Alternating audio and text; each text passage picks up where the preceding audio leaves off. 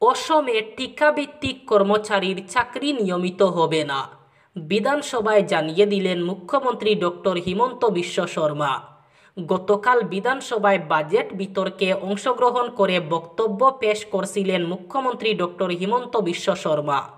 মুখ্যমন্ত্রীর ঘোষণা, 24 ঘণ্টা নজরদারির জন্য 350 কোটি টাকা ব্যয় সাপেক্ষে অসমে স্যাটেলাইট নেটওয়ার্ক চালু করার কথা ভাবা হচ্ছে। শীঘ্রই 4-5টি উপগ্রহ রাজ্যের আকাশে ঘোরাফেরা করবে। এগুলি সরবরাহ করবে বিভিন্ন গুরুত্বপূর্ণ ক্ষেত্রের রিয়েল টাইম ডাটা। এ সম্পর্কিত বিরোধীদের জিজ্ঞাসার জবাবে মুখ্যমন্ত্রী ডক্টর শর্মা বলেন, প্রতিটি উপগ্রহের দাম প্রায় 60 থেকে 70 কোটি টাকা। ওই উপগ্রহগুলি রিয়েল টাইম বন্যা, দুর্যোগ পর্যবেক্ষণ, অবৈধ অভিবাসন এবং মাদক পাচারের বিরুদ্ধে নজরদারি, জাতীয় উদ্যানগুলিতে বন্যপ্রাণী ট্র্যাকিং এবং কৃষি ও সড়ক নেটওয়ার্ক উন্নত করার ক্ষেত্রে সহায়তা করবে। মাদক বিরোধী অভিযানে বৃহৎ সাফল্য পেল কাছাড় পুলিশ। 30 কোটি টাকার ইয়াবা ট্যাবলেট সহ আটক করা হলো এক পাচারকারীকে।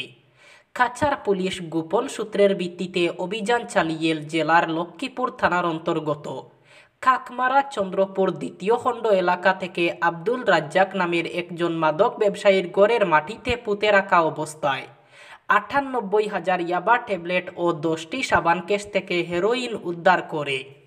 পাশাপাশি 3,50,000 টাকা বাজেয়াপ্ত করে কাছাড় পুলিশ।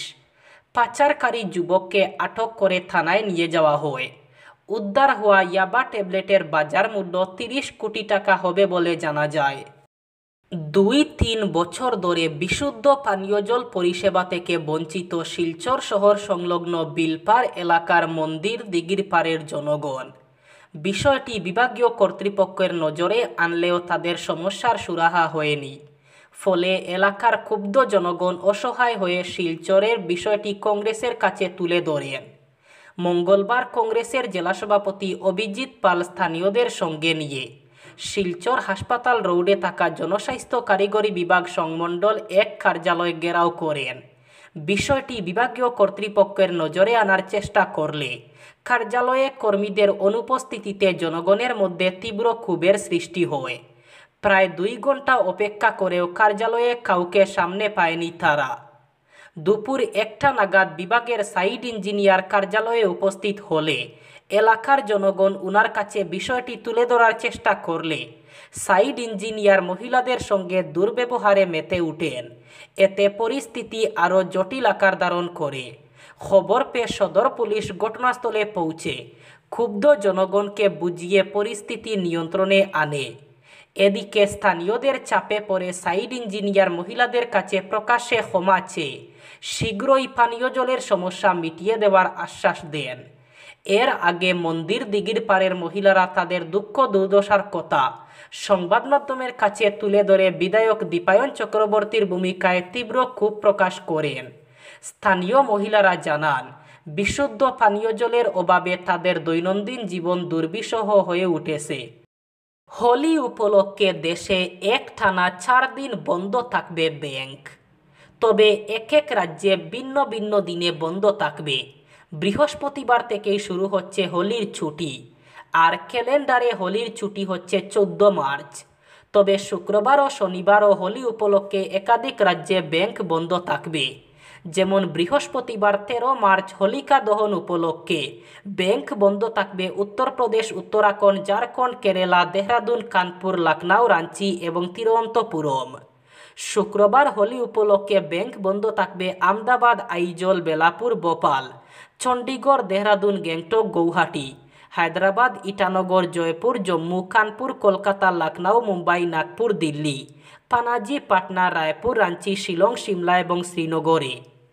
এছাড়াও ওই দিন ব্যাংক বন্ধ থাকবে ত্রিপুরা, কর্ণাটক, ওড়িশা, তামিলনাড়ু, মণিপুর, কেরালা এবং নাগাল্যান্ডে।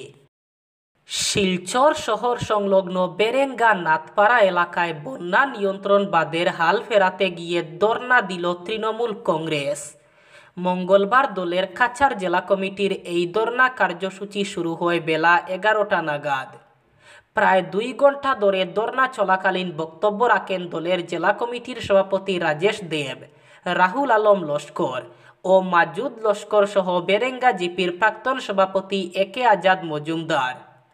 বক্তারা বলেন, নাথপাড়া নদীভাঙ্গন পরিদর্শন করে জেলা তৃণমূল কংগ্রেস বিগত দিনে বিভাগীয় কর্তৃপক্ষের সঙ্গে সাক্ষাৎ করে বিষয়টি নজরে আনে। এর পরিপ্রেক্ষিতে বিভাগীয় কর্তৃপক্ষের তরফেও দলীয় কর্মীদের জানানো হয় প্রকল্প বরাদ্দ হয়েছে এবং ফেব্রুয়ারি মাসে কাজ শুরু করে সেটা যুদ্ধকালীন তৎপরতায় সম্পন্ন করা হবে। কিন্তু বিভাগীয় নির্ধারিত সময় পেরিয়ে গেলেও এখনও কাজ শেষ হয়নি। এদিকে বাঁধের অবস্থা দিনের পর দিন ভয়ঙ্কর রূপ ধারণ করছে। বিষয়টি মাথায় রেখে জেলা তৃণমূল কংগ্রেস মঙ্গলবার বেরেঙ্গা নাথপাড়া এলাকায় ধর্ণা কর্মসূচির মাধ্যমে গোটা জেলার নদীবাঁধ সংস্কারের দাবি জানিয়ে সরকারের দৃষ্টি আকর্ষণ করেছেন। তৃণমূল কংগ্রেসের জেলা সভাপতি রাজেশ দেব জানান, বিগত 10-15 বছরের তুলনায় এবার শুকনোর মরশুম দীর্ঘ সময়ের জন্য ছিল।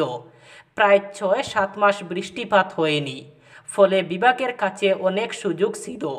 কিন্তু বিভাগীয় কর্তৃপক্ষ সেই সুযোগটি কাজে না লাগিয়ে কুম্ভ নিদ্রায় নিমজ্জিত ছিলেন এবং বিভাগীয় কর্তৃপক্ষের গাফিলতির কারণেই বেরেঙ্গা নাথপাড়া নদীবাঁধের অবস্থা বর্তমানে ভয়ঙ্কর রূপ ধারণ করেছে। ভুল চিকিৎসায় রোগীদের মৃত্যুর ঘটনার পর নার্সিংহোমে তালা দিয়ে পালালো নার্সিংহোম কর্তৃপক্ষ সহ ডাক্তার এবং অন্যান্য কর্মীরা। ঘটনা ধর্মনগরের দিগলবাগ এলাকায়। ভুল চিকিৎসায় মৃত্যুকে কেন্দ্র করে দিগলবাগ এলাকার পুর পরিষদ কাউন্সিলর সহ এলাকাবাসী জানতে আসেন তক্ষশিলা নার্সিংহোমে। কিন্তু এসে দেখা যায় তক্ষশিলা নার্সিংহোমের প্রধান ফটক বন্ধ।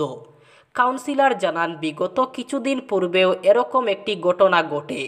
একজন ব্যক্তির ভুল চিকিৎসায় মৃত্যু হয়। সম্প্রতি এ ধরনের ঘটনার পুনরাবৃত্তি ঘটে তক্ষশিলা নার্সিংহোমে।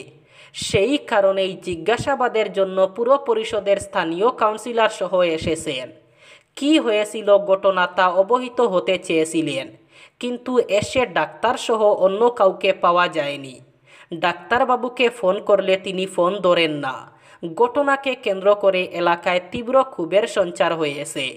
অবিলম্বে নার্সিংহোম কর্তৃপক্ষের বিরুদ্ধে কঠোর আইনি ব্যবস্থা গ্রহণের দাবি উঠেছে।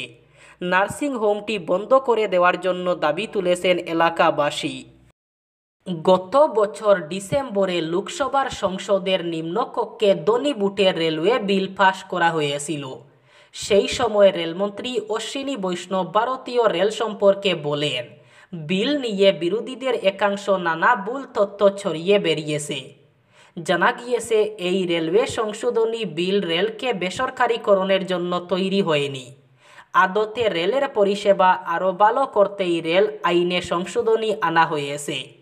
এই আবহে গতকাল বিরোধীদের আপত্তিকে পাত্তা না দিয়েই রাজ্যসভায় সংশোধিত রেলওয়েজ বিল 2024 ধনীভোটে পাশ করিয়ে নিল নরেন্দ্র মোদী সরকার। এই বিল পাশ প্রসঙ্গে কেন্দ্রীয় সরকারের দাবি, রেলের পর্ষদের হাতে আরও বেশি ক্ষমতা দেওয়া এবং জোনাল রেলকে অর্থ খরচ করার প্রশ্নে আরও বেশি স্বাধীনতা প্রদানের মতো বিষয়গুলি অন্তর্ভুক্ত করতে 2টি আইন যুক্ত করা হয়েছে, যার মধ্যে একটি হল 1905 এবং অপরটি হল 1989 সালের রেলওয়ে আইন। এই দুটি আইন যুক্ত করে ওই সংশোধনী বিল 2024 আনা হয়েছে। কিন্তু তাতেও বিরোধীদের কটূক্তি থামছে না। অনেক বিরোধীদের অভিযোগ, সরকারের আসল লক্ষ্য হল বেসরকারীকরণ, তবে সেটা একবারে করা হবে না। জনগণের সামনে ভালো থাকার জন্য তাই রেলওয়ে একাধিক কর্পোরেশন ভেঙে দিয়ে পরবর্তী ধাপে ধীরে ধীরে বাজারে শেয়ার হিসাবে বিক্রি করে দিয়ে রাজস্ব সংগ্রহ করবে।